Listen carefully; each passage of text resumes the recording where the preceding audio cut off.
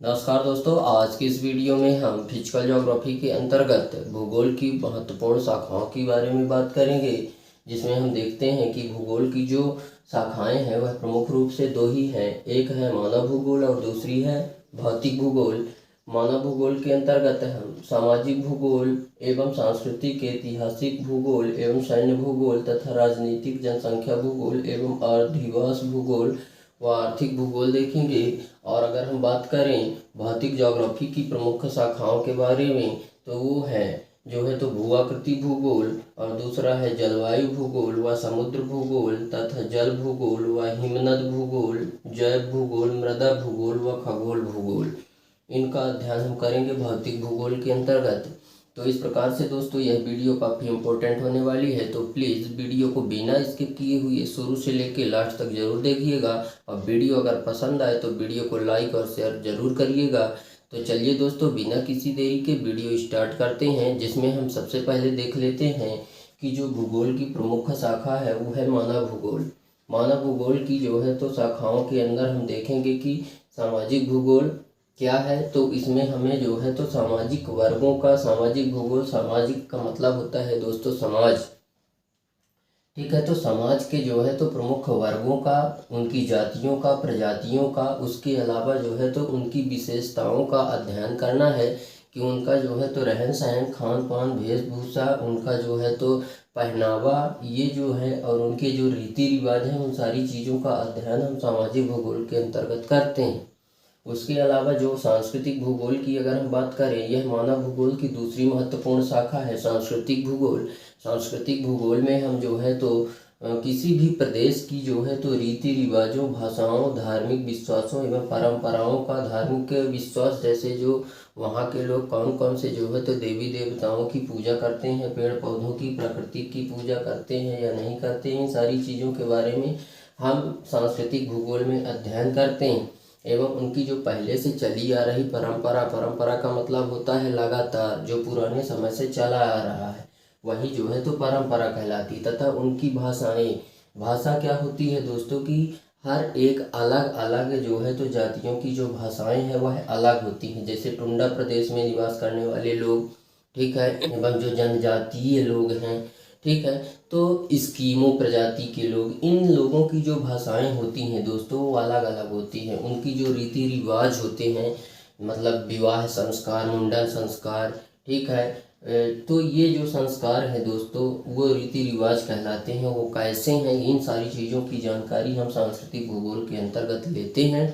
उसके अलावा अगर हम बात करें ऐतिहासिक भूगोल में, तो ऐतिहासिक भूगोल यह भी मानव भूगोल की एक महत्वपूर्ण शाखा ही है, जिसके अंतर्गत हम कृषि, उद्योग व अर्थव्यवस्थाओं का अध्ययन करेंगे। मतलब कृषि उद्योग, कृषि के बारे में कि कृषि करने के तरीकों के बारे में, एवं कितने क्षेत्र पर कृषि की जाती है और कितने क्षेत्र जो है तो बंजर पड़ा हुआ है, उन सारी चीज़ों के और उनसे जो है तो उत्पन्न होने वाले विभिन्न प्रकार के उद्योगों के बारे में बात करेंगे। एवं उनकी अर्थव्यवस्थाओं के बारे में बात करेंगे कि उनकी जो आय का साधन है वह क्या है। ठीक है, तो इन सारी चीज़ों का अध्ययन हम जो है तो ऐतिहासिक भूगोल के अंतर्गत करते हैं। ठीक है, और सैन्य भूगोल में हम जो है तो सेनाओं की गतिविधियों, जैसे युद्ध, संधियों व सीमा विवादों आदि का अध्ययन हम करते हैं कि जैसे वो जो है तो जो युद्ध करते हैं सेना, वो किस हालात में करते हैं, क्यों करते हैं, एवं उनके बीच जो संधियाँ, जो समझौता होता है वो कैसा होता है, तथा उनके बीच जो सीमा में जो विवाद छड़ते हैं, बॉर्डर पर जो विवाद जो है तो होते हैं, उन विवादों के बारे में हम बात करेंगे सैन्य भूगोल के अंतर्गत। और राजनीतिक भूगोल में अगर हम देखें तो यह भी जो है तो मानव भूगोल का ही शाखा है, राजनीतिक भूगोल, जिसके अंतर्गत हम राष्ट्र के अधिकार क्षेत्रों व सरकार के प्रशासनिक क्षेत्रों का अध्ययन करेंगे। राष्ट्र का बोले तो अपना जो भारत देश है उसका अधिकार किन किन क्षेत्रों में है। ठीक है, जैसे मान लेते हैं कि एक ये जो है तो जैसे ये भारत का मान लेते हैं कि एक ये क्या है,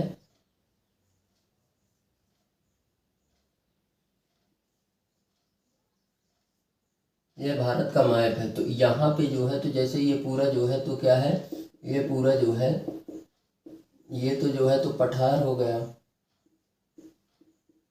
और ये तटीय मैदान हो गया। तटीय मैदान, इधर भी तटीय मैदान है, ठीक है।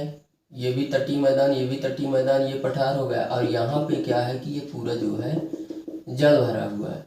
तो क्या होता है कि 200 मील की दूरी तक, भारत के मैप से 200 मील की दूरी तक भारत का अधिकार है। यहाँ पे जो है तो पेट्रोलियम वगैरह निकाला जाता है। तो 200 मील तक भारत का अधिकार है, लेकिन 200 मील के बाहर फिर जो है तो अंतर्राष्ट्रीय संस्थाओं का अधिकार होता है। तो इसी में जो हम जो है तो अगर हम राजनीतिक भूगोल की बात कर रहे थे, तो जो राष्ट्र का जो अधिकार क्षेत्र है वो है, और सरकार के प्रशासनिक क्षेत्र जो है तो का हम अध्ययन राजनीतिक भूगोल के अंतर्गत करेंगे। इसके अलावा जो जनसंख्या भूगोल है उसमें हम जनसंख्या के बारे में अध्ययन करेंगे, लोगों के बारे में अध्ययन करेंगे, उनकी जनसंख्या का वितरण कितना है, कौन से देश में कितनी जनसंख्या है, कौन से क्षेत्र में जो है तो कितनी जनसंख्या है, कौन कौन सी जनसंख्या है, कौन कौन सी जाति है, कौन कौन सी जनजाति हैं, उनका घनत्व क्या है, वह कितना सघन बसी हुई है और कितना विरल मध्यम में बसी हुई है, वह कितना सघन बसी हुई है, कितना विरल मध्यम में बसी हुई है।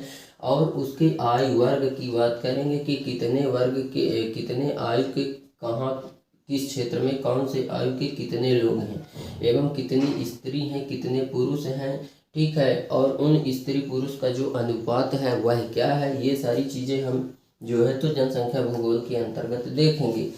तो उसी को हम जनसंख्या भूगोल कहते हैं। और अधिवास भूगोल क्या होता है? अधिवास भूगोल, अधिवास का मतलब होता है निवास स्थान, जहाँ पे आप जो है तो निवास कर रहे हैं, रह रहे हैं, वही कहलाता है आपका अधिवास। तो इसके अंतर्गत ग्रामीण और नगरीय जनसंख्या 2 जगहों पर निवास करती है, ग्रामीण क्षेत्र में और नगर क्षेत्र में। ग्रामीण क्षेत्र में जो है तो निवास करने वाली जनसंख्या का जो जीविका का महत्वपूर्ण साधन होता है दोस्तों, वो होता है कृषि, उद्योग, ठीक है, और कृषि होता है। और नगर में रहने वालों का जो है तो प्रमुख क्या होता है? उद्योग होता है। नगर क्षेत्र में जो है तो उद्योग स्थापित होते हैं, वहाँ पर जो है तो अच्छी व्यवस्थाएं मिल जाती हैं लोगों को निवास स्थान के लिए, एवं उनके जीवन के अनुकूल वहाँ की जलवायु होती है उनके लिए जो है तो वहाँ पे स्कूल, कॉलेज और हॉस्पिटल की जो है तो अच्छी व्यवस्था होती है। इन्हीं सारी सुविधाओं को लेके लोग गांव से नगर की ओर सबसे ज़्यादा पलायन करते हैं। और पलायन का मतलब जो है तो वहाँ पे जाते हैं, और ग्रामीण क्षेत्र में केवल जो है तो कृषि करने वाले ही किसान रह जाते हैं, ठीक है। तो उन सभी चीज़ों का हम अध्ययन अधिवास भूगोल में करेंगे। इसके अलावा जो आर्थिक भूगोल है, आर्थिक भूगोल के अंतर्गत हम जो है तो देश की आर्थिक व्यवस्था का अध्ययन करेंगे। उसके बाद जो आर्थिक व्यवस्था की जो उप शाखाएँ हैं, जैसे कृषि, वाणिज्य, निर्माण और परिवहन, कृषि उद्योग, कृषि भूगोल, वाणिज्य भूगोल, निर्माण भूगोल, परिवहन भूगोल, इन सारी चीज़ें का हम अध्ययन कहाँ करते हैं? आर्थिक भूगोल में। मतलब देश की जो आय का प्रमुख साधन है वो क्या है, ठीक है, और उसका पैसा कहाँ पे व्यय होता है, कैसे आता है, ठीक है। और सबसे ज़्यादा जो हमें आय की प्राप्ति होती है हमारे भारत देश को, वह किन क्षेत्रों से होती हैं, इन सारी चीज़ों का हम अध्ययन आर्थिक भूगोल के अंतर्गत करते हैं। उसके अलावा हम जो है तो अगर भौतिक भूगोल की शाखाओं की बात करें तो वो उसमें से पहला है हमारा, भौतिक का मतलब होता है प्राकृतिक भूगोल भी इसको हम कह सकते हैं, या फिजिकल ज्योग्राफी भी बोलते हैं, ठीक है। तो इसमें से जो हमारी पहली शाखा है वो है भू आकृति भूगोल। आकृति का मतलब आकार से मतलब होता है पृथ्वी या जमीन, और जो है तो आकृति का मतलब आकार से होता है दोस्तों। तो भूमि के आकार का अध्ययन ही जो है तो भू आकृति भूगोल कहलाता है। भू आकृति के अंतर्गत जैसे अगर हम देखें कि भूमि के आकार हम देखें तो वह पृथ्वी हमारी हर जगह जो है तो एक समान नहीं है। कहीं पर जो है तो पृथ्वी ऊंची है, कहीं पे नीची है, मतलब ऊंची नीची है, जिसको हम उच्चावच बोलते हैं। ऊंच नीच स्थिति को या आकार को ही हम उच्चावच बोलते हैं। तो इस प्रकार की स्थिति का अध्ययन ही जो है तो भू आकृति भूगोल कहलाता है। और आकृतियाँ जैसे पृथ्वी पर या भूमि पर, जमीन पर हमें जो आकृति देखने को मिलती हैं तो वो तरह तरह के, जैसे कहीं पे पर्वत हैं, पठार हैं, मैदान हैं, नदियाँ हैं, नाले हैं, ठीक है, इन सारी चीज़ों का, और नदियाँ हैं, झीलें हैं, तालाब हैं, कुएँ हैं, ये सब क्या हैं? भूमि के आकार हैं। उन सभी का अध्ययन ही जो है तो भू आकृति भूगोल कहलाता है। और अगर हम जलवायु भूगोल की बात करें, भौतिक भूगोल की दूसरी महत्वपूर्ण शाखा है दोस्तों, यह है जलवायु भूगोल, जिसमें हम वायुमंडल की प्रमुख जो है तो दशाओं का, वायुमंडल के परतों का और उसके जो है तो मौसम वहाँ कैसा है, वहाँ जलवायु कितनी है, कितना तापमान है, कितना जो है तो वहाँ पे दाब है, और वहाँ पे जो ऋतु परिवर्तन होता है, ऋतु परिवर्तनों के बारे में हम जलवायु भूगोल के अंतर्गत अध्ययन करते हैं। ऋतु जैसे तीन होती हैं, 4 मंथ की शरद ऋतु, 4 मंथ की ग्रीष्म ऋतु, 4 मंथ की शीत ऋतु और 4 मंथ की वर्षा ऋतु। ठीक है, तो इस प्रकार से हम ऋतु परिवर्तन, उन ऋतुओं में किस प्रकार से परिवर्तन आता है, इस चीज़ की जानकारी हम प्राप्त करते हैं जलवायु भूगोल के अंतर्गत। उसके बाद हमारा जो तीसरा है और तीसरा अन्य महत्वपूर्ण जो है तो भौतिक भूगोल की जो शाखा है वो है जो है तो समुद्र भूगोल। समुद्र भूगोल में जो है तो समुद्र की लवणता, समुद्र का मतलब होता है जहाँ पे बहुत ज़्यादा बार जल भरा होता है और बहुत सारी नदियों का जल वहाँ पे आके मिलता है, उसी को हम समुद्र बोलेंगे। तो उसकी लवणता, लवणता का मतलब खारेपन से है, नमक से है। ठीक है, कि समुद्र की जो लवणता है, जो उसका खारापन है वो कितना है, उसकी गहराई क्या है और उसमें तापमान क्या है, कब तापमान कम होता है, कब ज़्यादा होता है।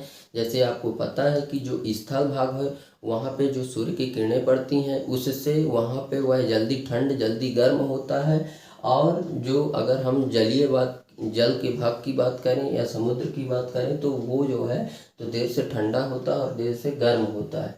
उसके बाद उसके दबाव, निक्षेप का मतलब है दोस्तों कि कोई चीज़ हवा के द्वारा या जल के द्वारा जो बह कर आती है और किसी जगह पे जो है तो व्यवस्थित रूप से जम जाती है, उसे हम निक्षेप कहते हैं। और धाराएं, जैसे कि अगर हम बात करें तो लेब्राडोर की जो है तो ठंडी जलधारा एवं गल्फ स्ट्रीम की गर्म जलधारा।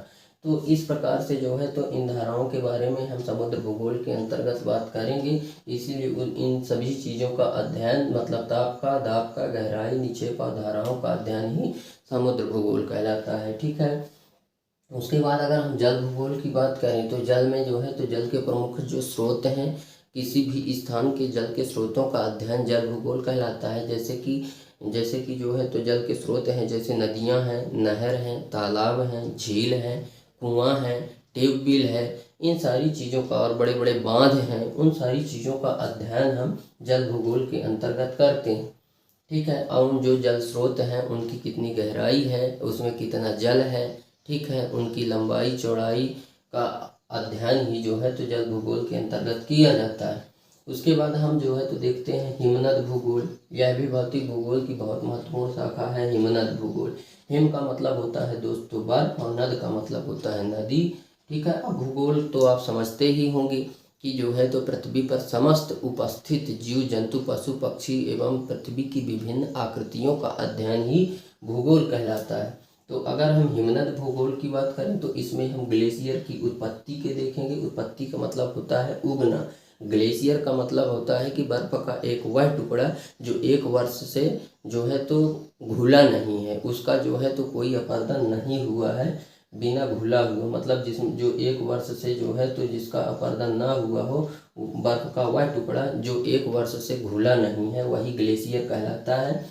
तो उसकी उत्पत्ति के बारे में देखेंगे तथा आकृति, उसका आकार क्या है, ठीक है, और उसकी जो गति है बनने की, ग्लेशियर बनने की, पिघलने की जो गति है उसका अध्ययन करेंगे, और उसका मुख्य आधार क्या है, उन चीज़ों का जो है तो हम बात हिमनद भूगोल के अंतर्गत करते हैं। जैव भूगोल की अगर हम बात करें तो जैव का मतलब होता है जीव, जिसमें जान होती है। ठीक है, तो जैव भूगोल में जीव जंतु, पशु पक्षियों का अध्ययन किया जाता है। किसी भी विशेष स्थान पर प्राप्त होने वाले जीव जंतु, जल में भी रहते हैं जीव जंतु और स्थल मंडल पर भी रहते हैं। जल मंडल और स्थल मंडल दोनों जगह हमें देखने को मिल जाते हैं, तो उन्हीं का अध्ययन ही जो है तो जैव भूगोल कहलाता है। जैसे जीव जंतु, कोड़े मकोड़े, मतलब बोले तो मेढक, मछली और सर्फ, ये चीज़ें जो है तो अपने को कहाँ देखने को मिल जाते हैं, समुद्र में देखने को, मतलब जलीय भाग में देखने को मिल जाते हैं। मानव का अध्ययन, मानव के निवास स्थानों का अध्ययन ही जो है तो जैव भूगोल के अंतर्गत आता है। मृदा भूगोल की अगर हम बात करें तो इसमें मृदा का मतलब होता है दोस्तों मिट्टी। ठीक है, मिट्टी का अध्ययन ही जो है तो क्या है, मृदा भूगोल है। जैसे उसका रंग क्या है, ठीक है, और उसमें कितने प्रकार के जो है तो पदार्थ मिले हुए हैं, चूना, मैग्नीशियम, सिलिकेट, सिलिका, ठीक है। ये सारी जो है तो उसमें मिले हुए पदार्थ हैं उनका अध्ययन एवं उनका रंग, काली मिट्टी, लाल मिट्टी, जलोढ़ मिट्टी, पीली मिट्टी, तो इस प्रकार की मिट्टियाँ पाई जाती हैं। उन मिट्टियों का जो है तो अध्ययन करना एवं उनकी विशेषता क्या है। जैसे जलोढ़ मिट्टी में की एक प्रमुख विशेषता है कि वह बात करें कि जलोढ़ मिट्टी में जो है तो कपास की कृषि बहुत अच्छे तरीके से उगाई जा सकती है और कपास बहुत अच्छी उपज देती है। काली मिट्टी में अगर देखें तो वह जो है तो धान के लिए बहुत महत्वपूर्ण होती है। तो इस प्रकार से उनकी विशेषताएं हैं और उनका गुण है, ठीक है। उन्हीं का अध्ययन ही जो है तो मृदा भूगोल कहलाता है।